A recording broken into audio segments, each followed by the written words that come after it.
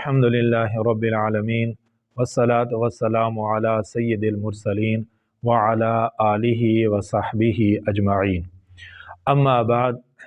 بسم اللہ الرحمن الرحیم۔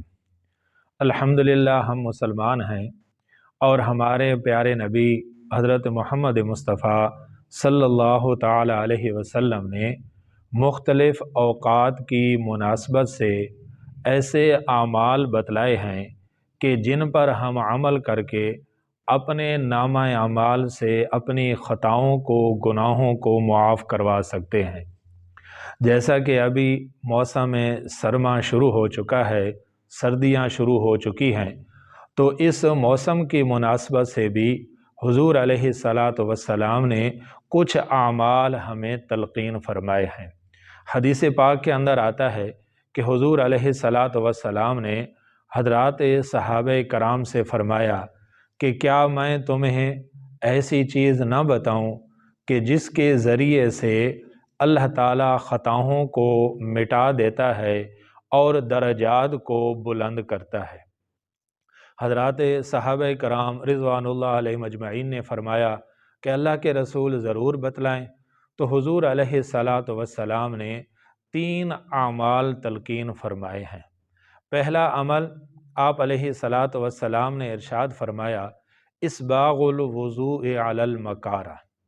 مطلب اس کا یہ ہے کہ سخت سردی کے موسم میں جب دل نہ چاہتا ہو اس وقت وضو کرنا۔ اسباغ کا معنی ہے مکمل طور پر، کامل طور پر وضو کرنا، یعنی وضو کے جو سنتیں ہیں، مستحبات ہیں، ان تمام کو پورا کرنا، اور وضو کے اندر جو مکروہات ہیں ان سے بچنا۔ یہ اسباغ کا مطلب علماء نے لکھا ہے۔ اور مکارہ کا مطلب یہ ہے کہ جب سخت سردی ہو، موسم کے اندر، سردی کے اندر شدت ہو، اور ایسے موسم میں وضو کے لیے دل نہ کر رہا ہو، تو ایسی حالت میں مکمل طور پر وضو کرنا۔ یہ ایک ایسا عمل ہے کہ فرمایا کہ اس کے ذریعے اللہ تعالیٰ تمہارے خطاؤں کو معاف فرمائے گا اور تمہارے درجات کو بھی بلند کرے گا۔ دوسرا عمل جو حضور علیہ السلام نے تلقین فرمایا کہ کثرت الخطا الی المساجد، کہ زیادہ قدموں کے ساتھ مسجد کی طرف چل کر جانا، یعنی زیادہ سے زیادہ قدم جو ہے وہ مسجد کی طرف اٹھنے چاہیے۔ یہ بھی ایک ایسا عمل ہے کہ جس کے ذریعے اللہ تعالیٰ خطاؤں کو معاف فرماتے ہیں اور درجات کو بلند فرماتے ہیں۔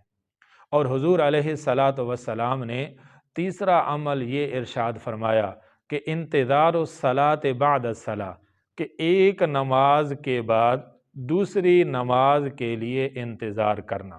یہ بھی ایک ایسا عمل ہے کہ جس کے ذریعے اللہ تبارک و تعالی خطاؤں کو، گناہوں کو معاف فرماتے ہیں۔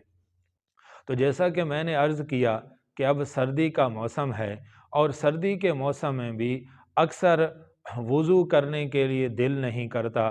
اکثر ہمارے ہاں پانی ٹھنڈا ہوتا ہے، بالخصوص دیہاتوں کے اندر ٹھنڈا پانی کا استعمال ہوتا ہے، تو ٹھنڈے پانی کے ساتھ وضو کرنے کے لیے دل نہیں چاہتا۔ تو حضور علیہ السلام نے فرمایا کہ جب یوں اگر تمہیں تکلیف ہو رہی ہو اور اس تکلیف کی حالت میں تم مکمل طور پر وضو کرو گے، تو اللہ تعالیٰ تمہارے خطاؤں کو بھی معاف فرمائیں گے اور تمہارے درجات کو بھی بلند فرمائیں گے۔ تو ایک عمل تو یہ ہے جو سردیوں کے موسم کے حوالے سے حضور علیہ السلام نے فرمایا ہے۔ اور اسی طرح رات کو سونے سے پہلے وضو کر کے سونا، یہ بھی سنت ہے۔ اب رات کو سونے سے پہلے چونکہ ٹھنڈ ہوتی ہے اور اس موقع پر بھی وضو کرنے کے لیے دل نہیں چاہتا، تو ایسے موقع پر اگر ہم وضو کر کے سوئیں گے اور ذرا سی تکلیف اور سردی برداشت کر لیں گے، تو انشاءاللہ العزیز اللہ تعالیٰ اس عمل کی برکت سے ہمارے نامہ اعمال سے خطاؤں کو معاف فرما دیں گے۔ اور ہمارے نام اعمال سے ہماری خطاؤں اور غلطیوں کو مٹا دیں گے۔ ایک تو سردی کے موسم کے حوالے سے یہ عمل حضور علیہ الصلاۃ والسلام نے تلقین فرمایا ہے۔ دوسرا یہ ہے کہ حدیث پاک کے اندر آتا ہے کہ جو شخص کسی حاجت مند کو جوڑا پہنائے گا، اللہ تبارک و تعالی اس کے بدلہ میں اسے جنت کا جوڑا پہنائیں گے۔ اب جیسا کہ میں نے عرض کیا، سردی کا موسم ہے، اور ایسے موسم میں ہمارے ماحول کے اندر، ہمارے معاشرے کے اندر، ہمارے علاقوں کے اندر کئی ایسے لوگ موجود ہیں کہ جن کے لیے سردی سے بچنے کا کوئی انتظام نہیں ہوگا۔ ان کے پاس گرم کپڑے نہیں ہوں گے، ان کے پاس لحاف، رضائی وغیرہ، کمبل وغیرہ نہیں ہوں گے۔ تو ایسے لوگوں کی اگر ضرورت کو پورا کر دیا جائے اور ان کے لیے سردی سے بچنے کا انتظام کر دیا جائے تو فرمایا اس کی برکت سے اللہ تبارک و تعالی ایسے شخص کو جنت کا جوڑا پہنائیں گے۔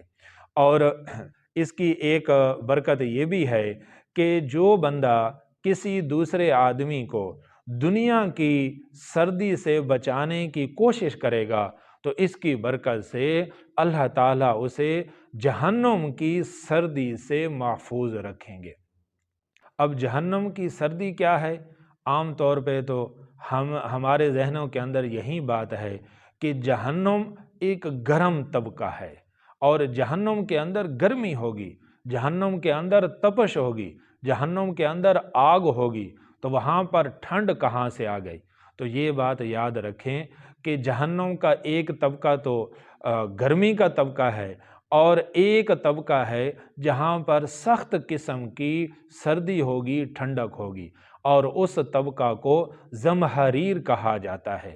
تو جو آدمی دنیا کے اندر کسی مسلمان بھائی کے لیے، کسی انسان کے لیے دنیا کی سردی سے بچانے کا انتظام کرے گا، اللہ تعالیٰ اس کی برکت سے اسے جہنم کی جو زمہریر والی سردی ہے اس سے اللہ تبارک و تعالی محفوظ فرمائیں گے۔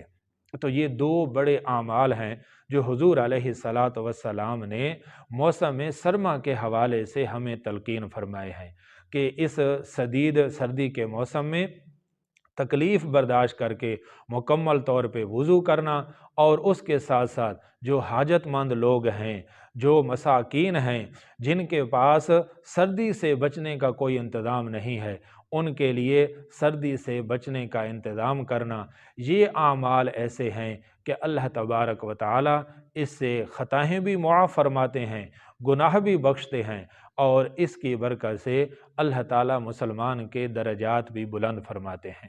اللہ تعالیٰ ہم سب کو حضور علیہ الصلاۃ والسلام کے ارشادات پر کامل یقین نصیب فرمائے، اور اللہ تعالیٰ ہم سب کو عمل کی توفیق نصیب فرمائے۔